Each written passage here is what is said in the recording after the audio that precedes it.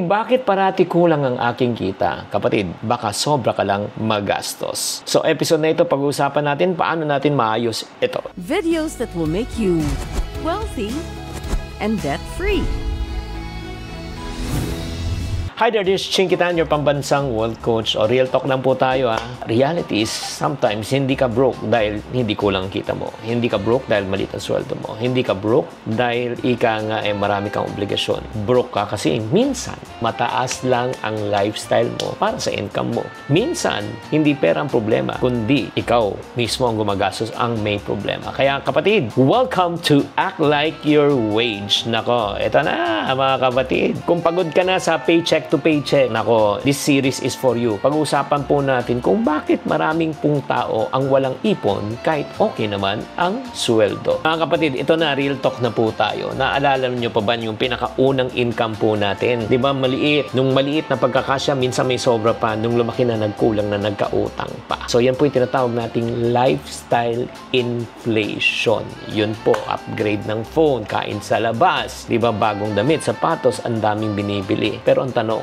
may increase ba ang savings mo o yung gastos mo lang? So, let me tell you a quick story. May kakilala po ako na kumikita ng 40,000 pesos a month, pero ang lifestyle po niya ay nasa 55,000 pesos a month. O, yun ang problema. Credit card dito, credit card doon. Diba? Ang ending, yung sweldo, diretso pambayad lang sa utang. Kaya nga, ito lang po sa Act Like Your Wage series, ang ibig sabihin ng Act Like Your Wage na kung ano ang sweldo mo, dapat ganun din ang lifestyle mo. Pag-usapan natin ang tunay na talagang kalaban po natin. Let's break it down. Ang number one kalaban natin, yung tinatawag kong, deserve ko to.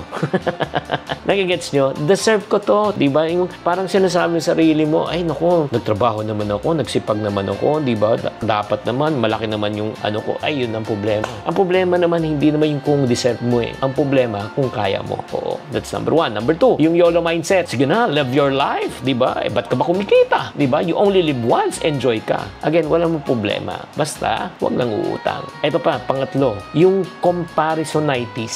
Ano yung comparisonitis? Yun nga, ang hilig mo magkumpara sa ibang tao. Kahit na wala ka pambili ng iPhone, sumasabay ka, tina 36 months mo. So, that's the reason why. Sa pag-uusapan natin, yung itong act like your wage mindset. O huwag kang gumastos base sa gusto mo. Gumastos ka base sa kaya mo. Hindi ito tungkol sa pagdadamot sa sarili, ha? Ito ay tungkol sa pagiging responsable, disiplinado, at magkaroon ng tinatawag natin na peace of mind. Sabi nga nila live like no one else today so that you can live like no one else tomorrow. Oo, di ba? Kaya habang single ka pa, habang konti pa yung kinikita mo, gawin mo na talaga yung tama sa paghawak ng pera. Kaya mga kapatid, ang tanong upo sa inyo, sa bawat buwans na ginagas mo, saan napupunta ang sweldo mo? Baka napupunta lang sa wants kesa sa needs. In reality, aanhin mo yung bago mong iPhone kung wala kang ipon. Sino po sa inyo mga guilty?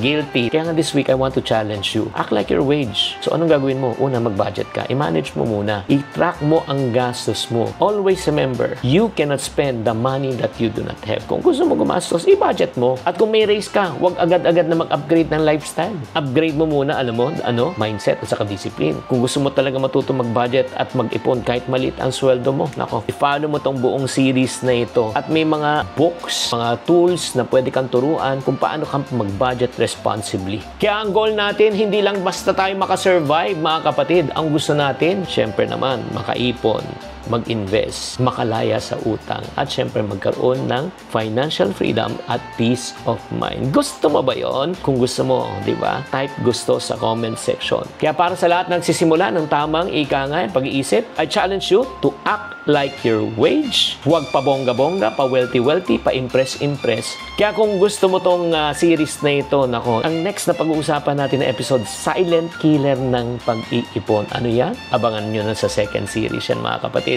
Sana naman natuto kayo. Pakitype lang sa comment section ano po ang tumama at na-realize nyo. Tatandaan, tamang karunungan, tamang disiplina ang susi sa pagyaman. Chinkitan with over 6 million Facebook followers, 2.8 million YouTube subscribers, and 2.4 million TikTok fans is now all out to share with you the most practical, simplest path to lasting wealth.